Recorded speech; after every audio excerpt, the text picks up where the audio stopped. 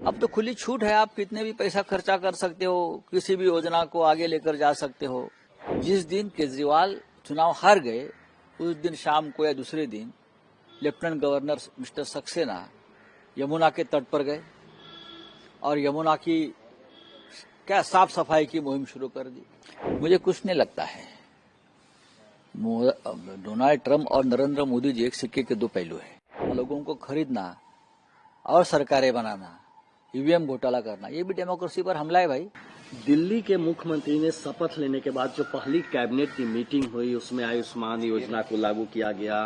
किस तरह से महिलाओं को 2500 रुपया मिले, इसको लेकर भी कहा गया है कि जल्द ही पूरा सब चीजें आ जाएगा। सीएजी रिपोर्ट जो कई साल से टेबल नहीं होता था वो भी कहा गया कि सब टेबल होगा। देखिए, आप बीजेपी की सरकार है और केंद्र में बीजेपी की सरकार है। अब तो खुली छूट है, आप कितने भी पैसा खर्चा कर सकते हो, किसी भी योजना को आगे लेकर जा सकते हो। लेकिन डेमोक्रेसी में जब किसी राज्य में अपोजिशन का सरकार होता है तो केंद्र सरकार की जिम्मेदारी ज्यादा होती है कि उस सरकार को भी उसी तरह से मदद करे, समर्थन दे। लेकिन आपने देखा होगा, जिस दिन केजरीवाल चुनाव हार गए उस दिन शाम को या दूसरे दिन lieutenant governor mister Saxena Yamuna के तट पर गए और यमुना की क्या साफ सफाई की मुहिम शुरू कर दी। पहले क्यों नहीं किया आपने? केजरीवाल हारने की 10 साल आप इंतजार कर रहे थे।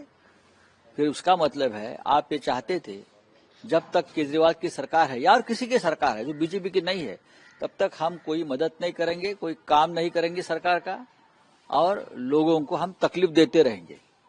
अब भी योजनाएं है, ये कुछ ला रहे हैं, अच्छी बात है, लाओ ना आपकी सरकार। लेकिन अब अगर दूसरी किसी पार्टी की सरकार होती है तो अब क्या केंद्र की योजना लागू नहीं करेंगे उस राज्य में? और यूएस एड जो 21 मिलियन वोटर टर्नआउट के लिए, उसको लेकर जो डोनाल्ड ट्रंप का बयान आया है कि इस सरकार को हटाने के लिए वो सब हो रहा था, आपको क्या लगता है? मुझे कुछ नहीं लगता है। डोनाल्ड ट्रंप और नरेंद्र मोदी जी एक सिक्के के दो पहलू है। नहीं, इन सब के बीच लेकिन बीजेपी ने निशाना साधा है, कहा है कि राहुल गांधी बाहर जाते हैं, डेमोक्रेसी पे हमला करते हैं और देखिए किस तरह से पूरी योजना ऐसा है कि डेमोक्रेसी का हमला करना यानी सिर्फ सरकार पर हमला करना नहीं, डेमोक्रेसी पर हमला करना यानी जो अपोजिशन है, हमारे जैसे लोग हैं, उनको जेल में डालना, उनके ऊपर हमला करना, उनकी सरकारें तोड़ना, हाँ, उनकी सरकारें खत्म करना, लोगों को खरीदना और सरकारें बनाना, ईवीएम घोटाला करना, ये भी डेमोक्रेसी पर हमला है भाई।